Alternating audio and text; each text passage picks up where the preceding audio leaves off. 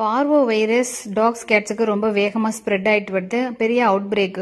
Parvo virus corona மாதிரி. Corona வந்தால் எப்படி நம்ம ஹியூமன்ஸுக்கு ஹேண்டில் பண்ணுவோமோ அந்த மாதிரி பார்வோ.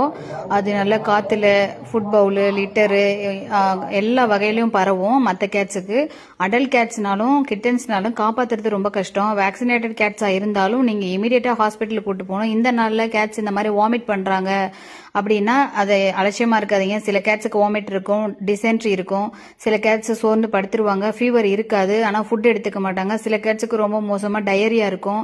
அதனால நீங்கள் எல்லாரும் அலட்சியமாக இருக்காதீங்க. மற்ற டைம் மாதிரி மெடிசின்ஸ் கையில் நம்ம ஏதாவது வாங்கி கொடுக்கலாம், மெடிக்கலில் வாங்கி கொடுக்கலாம்னு நினைக்காம இமீடியட்டாக ஒரு கண்டினியூஸ் ஒரு 5 நாள் ஃப்ளூயிட் தெரப்பி ஆன்டிபயோட்டிக் எல்லாம் கொடுத்தாதான் கிட்டன்ஸ் கேட்ஸ் எல்லாம் காப்பாற்ற முடியும். இந்த வைரஸ் வந்துட்டாலே 50% தான் சான்ஸ். அதுவும் ஒரு நாளில் ஹாஸ்பிட்டலுக்கு கூட்டிட்டு போனாதான் கேட்டை காப்பாற்ற முடியும். 1 or 2 days கிராஸ் பண்ணிச்சுன்னா கேட்ஸ் காப்பாற்ற முடியாது. அலர்ட்டா இருங்க, ஹாஸ்பிட்டலுக்கு உடனே போங்க.